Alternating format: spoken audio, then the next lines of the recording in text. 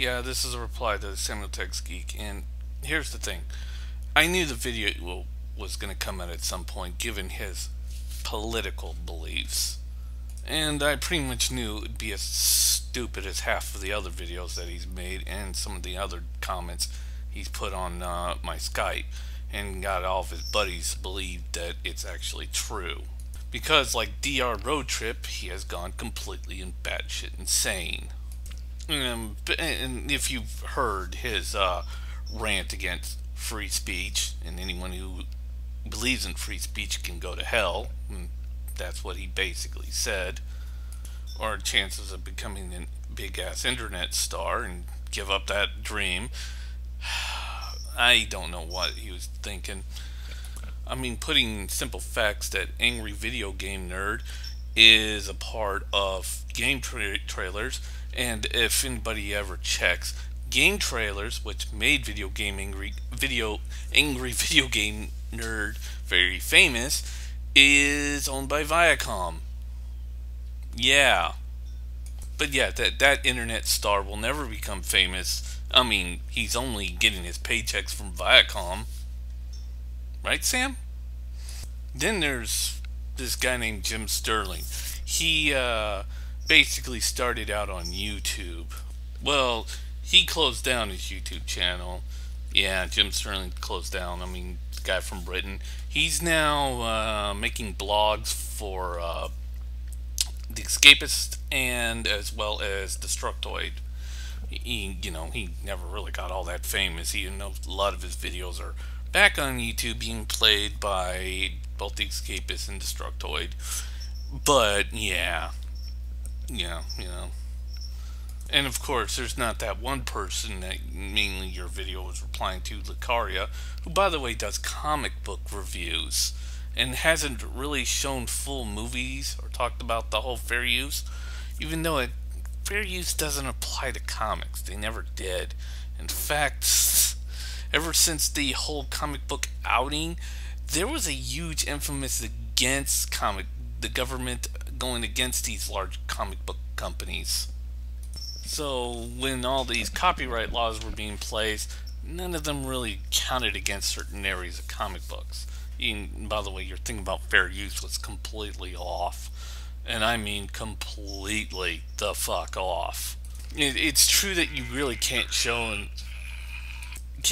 an entire video or copyrighted material of a full movie unless that full movie has been out for like 5 or 6 years. Then it really doesn't matter. That's how come that guy with the glasses gets away with what he can, because they never really show full movies that's no more than 5 or 6 years old, since everybody's already seen it.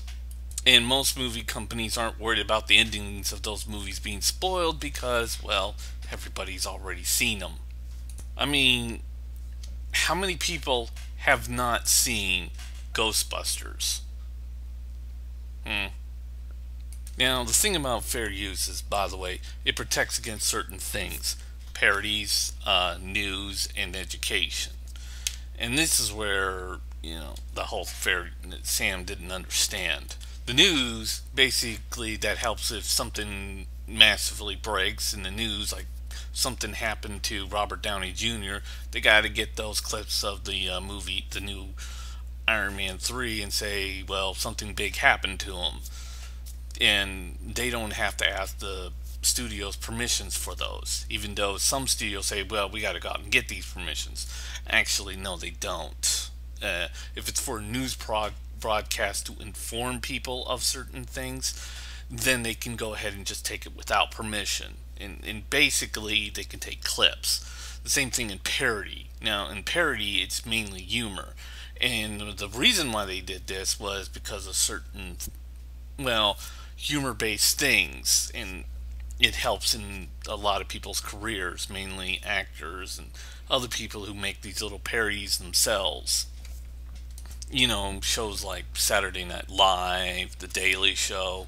This is how The Daily Show is able to show all those new clips without having to really go over to the news companies and ask them for each individual signature along with the people that are getting interviewed, because the entire show is a parody.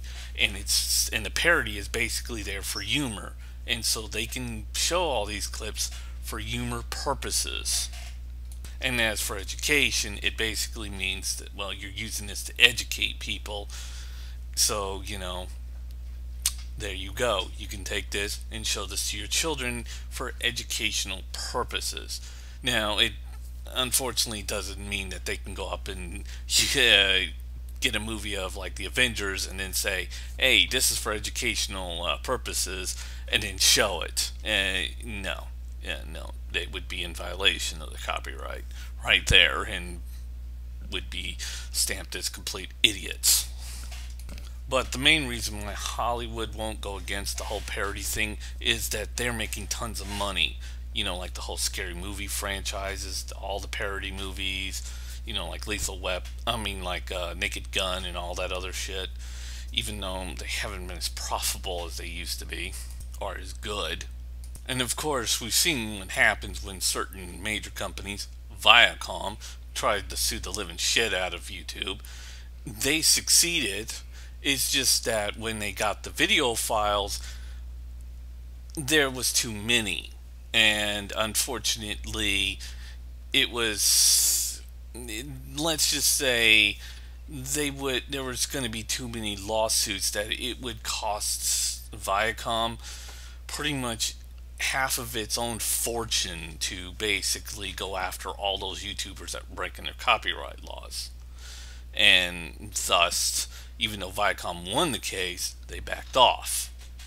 Which is the same thing that happened with the music industries. Well, the music industry went all full on batshit insane and wanted to sue just about everybody for copyright infringement. Unfortunately, the reason why they were shut down was that they spent way too much money and time trying to go after all these people. They even put a little girl in jail, by the way. Like a 13-year-old girl. And it blew up in their faces for a whole bunch of reasons. And actually I think she was a 7-year-old girl. But it blew up because mainly it would take the entire, pretty much half or most of the entire population of Earth to be arrested and charged with copyright infringements, which is an impossible task to do.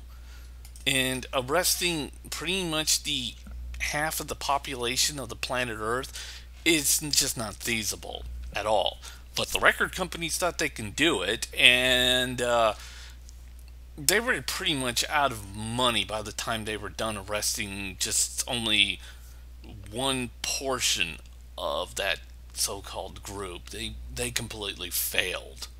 And that's the other problem with this whole YouTube thing.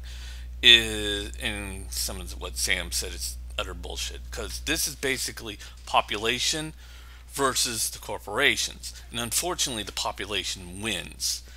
And it's not a whole free thinking or free thing, it's just that there's more people out there than there are the actual companies and any way of enforcing.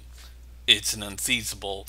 And any scientist would tell you, if you think you can just arrest the entire population of the Earth and convince them all to go to prison for copyright infringement, you might well just shoot yourself in the fucking head because you're a goddamn idiot. And like I said, I don't agree with what Nintendo said. And as I said in a previous video, which I guess Sam didn't bother listening to, here's the simple answer. Nintendo didn't create this whole let's collect money off of videos that they're doing playthroughs on ours. That was happening well before Nintendo. In fact, the people who started it, as I said, was Sony, and then later followed by Microsoft, and then EA. Most notably, the uploading feature of Spore, the video game. And in fact, when I uploaded my little clips of Spore onto my webpage, EA immediately monetized it and are collecting any revenue that happens to that video file of all of it. So yeah, right there proves that Nintendo did not innovate this whole thing, and that other companies are going to do it, because the other companies are already doing it. Nintendo is actually the last people to go in line on this thing. But, I guess it wouldn't take Sam, long enough to go out and buy the fucking Spore game for his Mac, or to check that maybe, there was a period in time when a bunch of Halo videos that, he was even bringing up, where their monetizations went to fucking Microsoft, And yeah, I had those ad things on there, and I only put that up there to see if I could make any kind of money. And by the way, I've made nothing out of the monetizations, but then again, I had a low view count anyway, so I didn't give a flying fuck. I was just testing the waters to see if it would be remotely possible for someone small like me, and yeah, it didn't happen. But here's the real problem, and this is the same thing. Well, viewerships on YouTube is going down because people, the whole kids and all that are all leaving, and people lightening up and realizing that the bigger corporations are right, and we have to bend down and let them stick their cocks up our asses because that's the way it should be. Well, here's the funny thing, and this is the real reason why viewerships on YouTube is dying. YouTube is dying. It's been dying for a while. They've been fighting the smaller people and trying to get rid of them for the bigger, more larger corporations for a while. And people know this. The only problem is that there's really nowhere else to go. Blimp is being a good thing right now, which is, by the way, supplying their videos on that guy with the glasses, and thanks to a whole bunch of promotions, that guy with the glasses is now become a huge site. But now, and here's the important thing, and YouTube has been dying, and will die, and it's going to die. Basically nothing lasts forever, and neither does YouTube. Google is going to have an abandoned website that would be abandoned so fast, it would be faster than what happened to Vanilla Ice's career. It would be abandoned that fast. And believe me, Vanilla Ice's career ran away from him faster than anything. Or should I say that his fucking career died faster than anything. The only thing that's missing right now is that nobody has a site out there that's just as popular as YouTube, or that will take away all the fame. But as soon as that happens, gone. All gone. YouTube will be abandoned overnight. It will just be dead. It will literally become the big corporation things that Google wants. Of course, Google won't be getting very much money out of it anymore, because they've been giving all these money to the bigger corp companies, which hasn't been turning into a very profitable thing for them. Mainly when the smaller people were actually making videos and all that, YouTube was making a shit ton of money. And of course Google has now bowed down to all the lawsuits that have been happening, and most of these lawsuits won. But the problem is that it's literally cutting revenue down on the internet. And of course, what these corporations want to do, and some reason I want to see this, is that they want to take the phone and smash it. They want to get rid of the iPad, the iOSs, and all the Androids, and have you stuck with nothing but televisions. And they've done this before. These companies put up these massive lawsuits against VCRs, and of course lost. And they're still holding that on the way. But they would love to shut the internet down, completely shut it down. Because the thing is, the internet has that thing on the top called an HTTP website, which anybody can access because they're smart people. And it's just hard to get rid of such a vast horde amount of information. You just can't. Now, for reasons I think that we are heading for a technological slowdown, which we already are, but for other reasons, not for this. But it won't stop the information being easy access of information. Nothing's going to stop that at all. It's just our computers will be a little bit more slower. Well, not slower, they're just not going to be as ultra fast as they used to be for quite a while. But once we get another video service like YouTube, where we could just put up videos and it becomes just as popular as YouTube used to be, YouTube will die. It will not survive. It will completely evaporate and, like, as I said, die faster than what happened to Vanilla Ice's career. And as for the YouTubers big-headed YouTubers that are leaving, they just went to other pages and went to better money, like Video Game Nerd. Angry Video Game Nerd is now working for Viacom, an Angry Video Game Nerd, and or Jim Sterling is now working for 2 video game blogs. In fact, these blog sites are making tons of money. In fact, before YouTube even became YouTube, these blog sites used to be really big. There was not very many videos, and then YouTube came, and then those blog sites died.